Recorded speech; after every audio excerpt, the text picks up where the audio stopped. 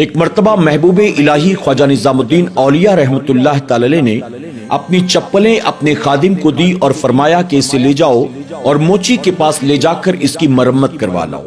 آپ کا خادم آپ کی چپلیں لے کر بازار میں موچی کے پاس پہنچا۔ موچی نے کہا کہ کچھ دیر انتظار کرو، ابھی میرے پاس کام بہت زیادہ ہے، جب یہ کام مکمل ہو جائے گا تو میں تمہاری چپلیں مرمت کر دوں گا۔ خواجہ نظام الدین اولیاء رحمت اللہ تعالی کا خادم آپ کی چپل لے کر بیٹھا انتظار کرتا رہا۔ کافی دیر کے بعد موچی نے کہا کہ لاؤ چپلیں دکھاؤ، میں اس کی مرمت کر دیتا ہوں۔ جب خادم خواجہ نظام الدین اولیاء کی چپلیں لے کر موچی کے قریب گیا، موچی نے محبوب الہی کی چپلوں کو دیکھا تو دیکھنے کے بعد وہ کہنے لگا یہ چپل بڑی خوبصورت ہے، آخر کس کی چپل ہے؟ اس پر آپ کے خادم نے فرمایا یہ اللہ کی چپل ہے۔ اللہ اکبر! جب موچی نے یہ سنا تو اس کے کان کھڑے ہو گئے۔ موچی نے کہا مذاق مت کر، سچ سچ بتا یہ چپل کس کی ہے؟ خادم نے دوبارہ کہا کہ یہ اللہ کی چپل ہے۔ اس پر موچی نے کہا تو کیا بکواس کرتا ہے؟ تجھے ہوش ہے؟ کہیں تو دیوانہ تو نہیں؟ مجھے بتا یہ چپل کس کی ہے؟ خادم نے تیسری مرتبہ بھی یہی جواب دیا، کہا نا یہ اللہ کی چپل ہے۔ اس پر موچی کہنے لگا کیا تیری عقل پر پتھر پڑا ہے؟ تو اپنی زبان سے کفر بکتا ہے، کیا تجھے پتا نہیں اللہ چپل پہننے سے پاک ہے؟ تو کیا بکواس کرتا ہے؟ مجھے بتا یہ چپل کہاں سے لے کر آیا؟ یہ چپل کس کی ہے؟ خادم نے بہت اطمینان کے ساتھ جواب دیا میں سچ کہہ رہا ہوں یہ اللہ کی چپل ہے۔ یہاں تک کہ خادم اور موچی کے درمیان بحث شروع ہو گئی۔ آس پاس کے دکاندار بھی اکٹھا ہو گئے، راہگیر بھی ڈھیر سارے جمع ہو گئے، ایک ہنگامہ بپا ہو گیا۔ اس موچی نے کہا اے لوگوں دیکھو یہ کیسا دیوانہ ہے، میں اس سے پوچھتا ہوں کہ یہ چپل کس کی ہے؟ یہ بار بار کہتا ہے کہ یہ چپل اللہ کی ہے۔ میں اسے سمجھانے کی کوشش کر رہا ہوں لیکن یہ سمجھنے کو تیار نہیں۔ لوگوں نے بھی اس سے پوچھا سچ بتا یہ چپل کس کی ہے؟ اس نے سب سے مخاطب ہو کر کہا میں اب تک سچ ہی بول رہا ہوں، یہ چپل اللہ کی ہے۔ اللہ اکبر! بھیڑ کو دیکھ کر چند سپاہی آ پہنچے۔ سپاہیوں نے کہا کس بات کا ہنگامہ ہے؟ اب سپاہیوں کے سامنے سارا معاملہ بیان کیا گیا۔ سپاہیوں نے محبوب الہی کے خادم کو ڈرایا، دھمکایا اور اس کے بعد کہا اب تو ہمیں بتا یہ چپل کس کی ہے؟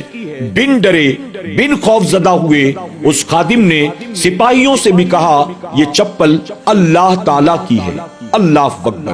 آخرکار سپاہیوں نے کہا لگتا ہے تجھے یوں بات سمجھ میں نہیں آئے گی، ہم تجھے ابھی گرفتار کر کے جب بادشاہ وقت کے پاس لے جائیں گے اور پھر وہ تجھے قاضی کے پاس بھیجیں گے اور قاضی جب تجھے پھانسی کی سزا سنائے گا تیری عقل تب ٹھکانے آئے گی۔ اب ان سپاہیوں نے محبوب الہی کے خادم کو گرفتار کر لیا اور فوراً لے کر دربار میں حاضر ہوئے۔ بادشاہ وقت اپنی کرسی پر بیٹھا ہوا تھا۔ بادشاہ کے سامنے سپاہیوں نے سارا معاملہ بیان کر دیا۔ بادشاہ نے محبوب الہی کے خادم سے کہا یہ لوگ جو کہتے ہیں کیا بات صحیح ہے؟ تو نے کیا ان سے یہ کہا کہ یہ اللہ کی چپل ہے؟ خادم کہتا ہے ہاں میں نے جو ان لوگوں سے کہا وہی آپ سے بھی کہتا ہوں، یہ چپل کسی اور کی نہیں، یہ اللہ کی چپل ہے۔ اللہ اکبر! جب بادشاہ وقت نے یہ سنا اسے جلال آ گیا، لیکن اپنے غصے پر قابو پاتے ہوئے اس نے کہا سوچ سمجھ کر جواب دے، آخر یہ چپل کس کی ہے؟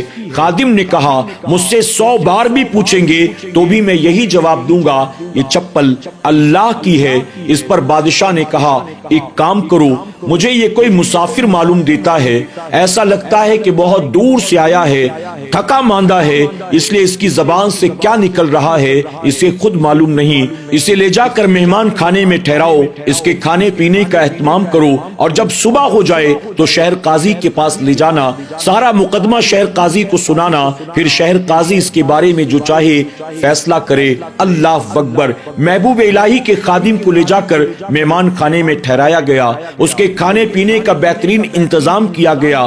رات گزر گئی، جب صبح ہوئی اسے سپاہی دوبارہ لے کر شہر قاضی کے پاس پہنچتے ہیں۔ شہر قاضی نے کہا تمہارے بارے میں جو لوگوں نے یہ دعویٰ کیا ہے کیا یہ بات صحیح ہے؟ اس نے کہا ہاں بات بالکل صحیح ہے۔ شہر قاضی نے کہا یہ چپل کس کی ہے؟ اس پر محبوب الہی کے خادم نے کہا میں کل سے یہی کہتا آ رہا ہوں یہ چپل اللہ کی ہے۔ اللہ اکبر۔ شہر قاضی نے کہا تو دیکھنے میں تو دیوانہ معلوم نہیں دیتا، دیکھنے میں تو پاگل معلوم نہیں دیتا، اچھا بتا میرے ہاتھ میں کیا ہے؟ اس نے کہا آپ کے ہاتھ میں گھڑی ہے۔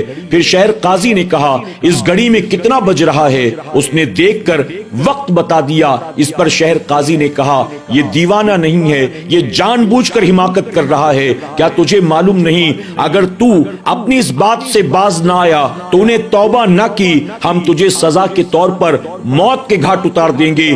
تو ایسی بات کرتا ہے جس بات سے اللہ کی ذات پاک ہے، سوچ سمجھ کر ٹھیک ٹھیک جواب دے یہ چپل کس کی ہے؟ اس پر پھر خادم نے کہا یہ چپل اللہ کی ہے۔ اللہ اکبر۔ جب شہر قاضی نے یہ سنا اسے بھی غصہ آ گیا۔ ابھی یہ ساری گفتگو چل رہی تھی کہ محبوب الہی اپنے خادم کو تلاش کرتے کرتے شہر قاضی کے پاس پہنچے۔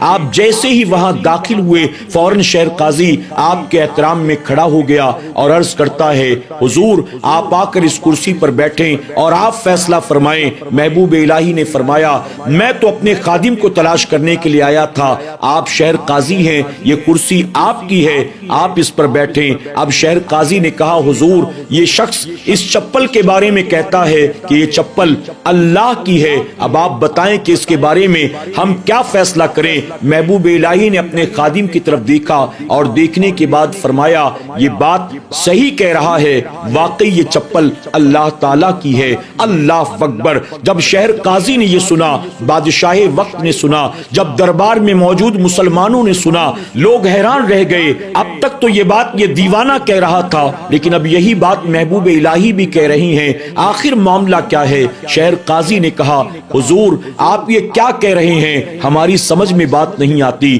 اللہ اکبر۔ محبوب الہی نے قرآن مقدس کی آیت کریمہ کی تلاوت کی جس کا مفہوم تھا کہ اس زمین و آسمان کے درمیان جو کچھ بھی ہے سب اللہ تعالیٰ کا ہے۔ محبوب الہی فرماتے ہیں جب اس کائنات کا سب کچھ اللہ کا ہے تو کیا یہ چپل اللہ کی نہیں ہو سکتی؟ اللہ اکبر۔ اس پر تمام لوگ دیکھ رہے تھے حیرت سے۔ پھر محبوب الہی نے کہا یہ شخص جو اس چپل کے بارے میں کہتا ہے یہ چپل اللہ کی ہے، تم نے اسے نہیں دیکھا، یہ اللہ سے اتنی محبت کرتا ہے، اتنی محبت کرتا ہے کہ یہ جہاں دیکھتا ہے اسے صرف اللہ ہی اللہ نظر آتا ہے۔